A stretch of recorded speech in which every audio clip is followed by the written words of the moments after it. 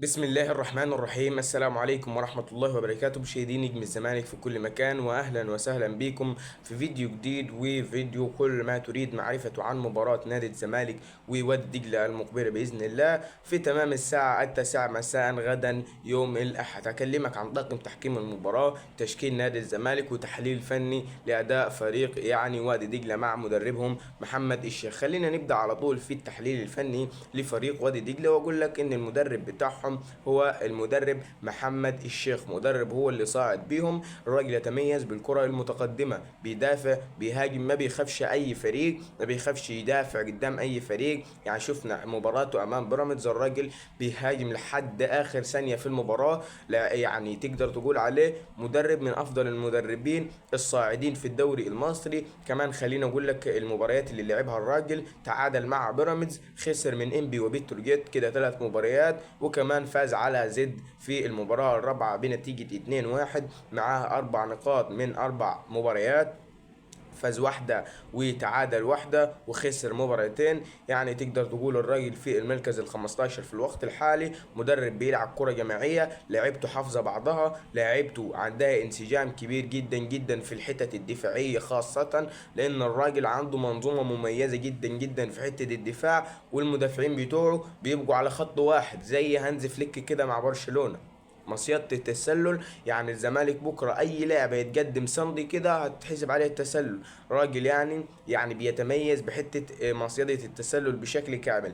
خلينا اكلمك على طاقم تحكيم المباراه. طاقم تحكيم المباراه هيكون محمود بسيوني حكم الساحه، محمود ابو الرجال هيكون مساعد اول، وكمان محمود دين هيكون مساعد تاني، وكمان هيكون على الفار اسامه عبد اللطيف. فكل التوفيق للناس اللي هتدير المباراه تحكيميا. خلينا نتكلم معاك بالنسبة للمفاجآت اللي في تشكيل نادي الزمالك غدا بإذن الله. تشكيل الزمالك مش هيكون فيه اختلافات كتيرة عن مباراة يعني فاركو الماضية. هيكون في حراسة المرمى المتألق أفضل حارس في الدوري المصري في الوقت الحالي، لم تتلقى الشباك إلا هدف واحد في 4 مباريات، محمد صبحي. كمان في خط الدفاع المتألق في المباراة السابقة أمام فاركو عمر جابر. كمان هيكون عندنا محمود حمدي الونجي في الدفاع، وحسام عبد المجيد. والمفاجأة الأولى هتكون البدء بأحمد فتوح أساسي على حساب محمود بنتاج. فاكتب لنا رأيك في التعليقات عزيزي المشاهد في البدء بأحمد فتوح على حساب محمود بنتايج، في ظل ان محمود بنتايج عنده جاهزيه اكبر من احمد فتوح.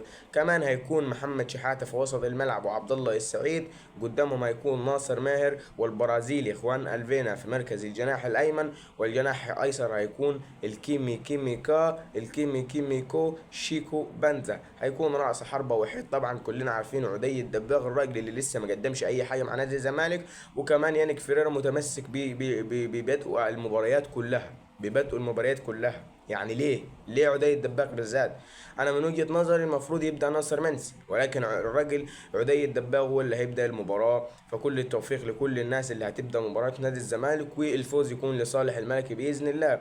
عندنا برضو الغيابات لنادي الزمالك، غيابات مؤثره جدا جدا، سواء بيغيب المهدي سليمان، كمان بيغيب نبيل عماد دونجا وسيف الدين الجزيري. مش عارف انا الحقيقه نبيل عماد عفوا مش عارف المهدي سليمان بيغيب ليه، مع انه صفقه جديده. يعني لازم اللاعب يكون يكون جاهز بدنيا، انه يثبت للمدرب ان هو افضل كواليتي موجود. ولكن المهدي سليمان لا حول له ولا قوه. فبقول لك يعني غيابات نادي الزمالك: نبيل عماد دونجا وسيف الدين الجزيري والمهدي سليمان واحمد حمدي بسبب مشكله التجديد، وملهاش دعوه بالاصابه، ملهاش دعوه بالاصابه، الراجل خلاص معافى وسليم. كمان هيغيب احمد ربيع، واللي بالمناسبه احمد ربيع هينزل التدريبات بعد مباراه وادي دجله مباشره. كمان هيغيب معانا محمود جهاد، وده اخر الغيابات لنادي الزمالك في هذه المباراه. فاكتب لنا رايك في التعليقات، ونتمنى تخمينك يطلع صح. هنطلعه معانا في فيديو من الفيديوهات التاليه باذن الله. واتمنى كده انضمام كل الزملكاويه اللي بيشاهدوني لعائلتنا الصغيره، عشان نلحق بقطار الألف مشترك قبل نهايه السنه باذن الله. شكرا لكم، السلام عليكم ورحمه الله وبركاته.